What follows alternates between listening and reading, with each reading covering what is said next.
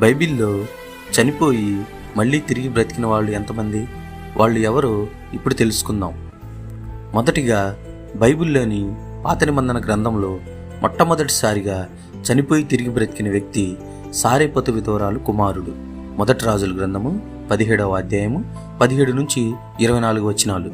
ఏలియా ప్రవక్త సారెపతు విధవరాలు ఇంట్లో ఉన్నప్పుడు ఆమె కుమారుడు చనిపోతాడు.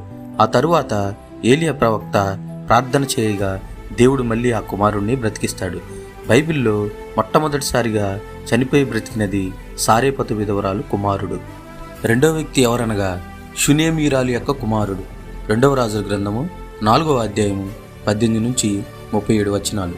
ఈమె గొడ్రాలుగా ఉన్నప్పుడు ఎలీషా ప్రవక్త నీకు ఒక కుమారుడు పుడతాడు అని చెప్తాడు.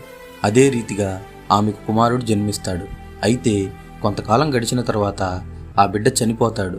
అప్పుడు ఎలీషా ప్రవక్త వచ్చి దేవునికి ప్రార్థన చేయగా ఆ పిల్లవాడు బ్రతుకుతాడు.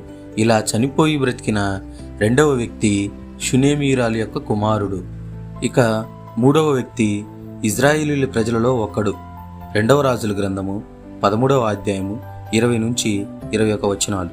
ఇశ్రాయేలీలలో ఒక వ్యక్తి చనిపోతాడు. అతన్ని తీసుకుని సమాధి చేయటానికి వస్తున్నప్పుడు అదే సమయంలో మోయాబీలు మహాసైన్యంతో ఇశ్రాయేలీల మీదకు వస్తుంటారు.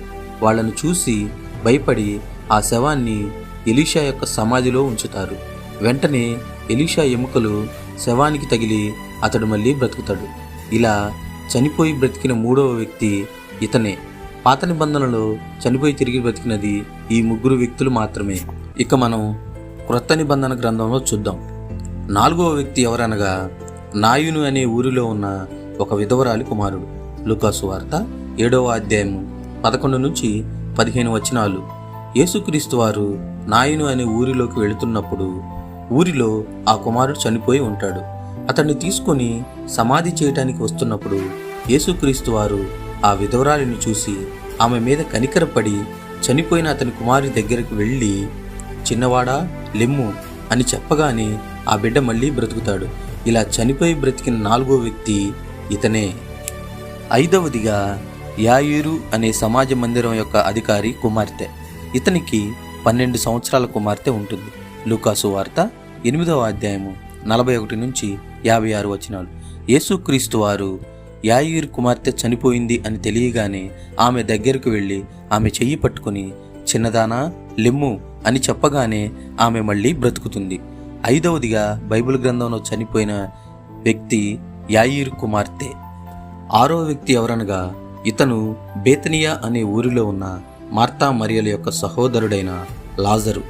లాజరు చనిపోయి 4 దినములైన తరువాత యేసుక్రీస్తు వారికి ఈ సంగతి తెలిసి అక్కడికి వచ్చి లాజరు సమాధి యొద్ద నుంచొని లాజరు బయటికి రమ్మని బిగ్గరగా చెప్పగా అతను బ్రతికి బయటకు వస్తాడు. యోహాను సువార్త 11వ అధ్యాయము 1 నుంచి 44 వచనాలు. బైబిల్లో చనిపోయిన 6వ వ్యక్తి ఎవరో కాదు, లాజరు. 7వ వ్యక్తి 7 అనే మాటకు బైబిల్లో ఒక ప్రత్యేకత ఉంది. యేసు ప్రభువారు శిలువలో పలికినది 7 మాటలు. ప్రకటన గ్రంథంలో 7 సంఘాలు చూసాం. 7 నక్షత్రాలు, 7 బూరలు. 7 అనే మాటకు బైబిల్లో ఒక ప్రత్యేకత ఉంది. చనిపోయి తిరిగి బ్రతికిన 7వ వ్యక్తి ఎవరనగా ఆయన మరెవరో కాదు, నజరేయుడైన యేసుక్రీస్తు వారు. ఆయన మన కొరకు చనిపోయాడు, సమాధి చేయబడ్డాడు, తిరిగి మళ్ళీ బ్రతికాడు. తరతరాలు సజీవంగా ఉన్న దేవుడు ఆయనే. 8వదిగా యెరూషలేములో ఉన్న అనేక మంది పరిశుద్ధులు. మత్తయి సువార్త 27వ అధ్యాయము 50 నుంచి 53 వచనాలు. యేసు ప్రభువారు శిలువలో తన తండ్రికి తన ఆత్మను అప్పగించిన తరువాత దేవాలయపు తెర చినిగిపోతుంది. మహాభూకంపం కలిగి కొండలు పగిలిపోతాయి. ఆ తరువాత సమాధులు తెరవబడతాయి. అప్పుడు అనేక మంది పరిశుద్ధులు సజీవంగా బ్రతికి యెరూషలేము ప్రాంతంలో తిరగటం జరుగుతుంది. అయితే అనేక మంది పరిశుద్ధులు లేచెను అని వ్రాయబడి ఉంది. మత్తయి సువార్త 27వ అధ్యాయము 52వ వచనము. 9వదిగా యొప్పే అనే ఊరిలో ఉన్న తబితా అనే స్త్రీ. ఈమె భక్తిపరురాలు, ధర్మకార్యాలు చాలా చేసేది. కొంతకాలం గడిచిన తరువాత ఈమె అనారోగ్యంతో మరణించినప్పుడు అపోస్తలుడైన పేతురు వచ్చి ప్రార్థించగా ఈమె బ్రతుకుతుంది. అపోస్తుల కార్యములు 9వ అధ్యాయము 36 నుంచి 41 వచనాలు. ఇక చివరిగా 10వ వ్యక్తి ఎవరనగా త్రోయ అనే ఊరిలో ఉన్న ఐతుకు అనే ఒక యవనస్తుడు. అపోస్తుడైన పౌలు 3 అంతస్తుల మేడగదిలో వాక్యాన్ని బోధిస్తున్నప్పుడు అతను కిటికీలో కూర్చుని వాక్యాన్ని వింటూ నిద్రపోతాడు. ఆ కిటికీలోంచి కింద పడి మరణిస్తాడు.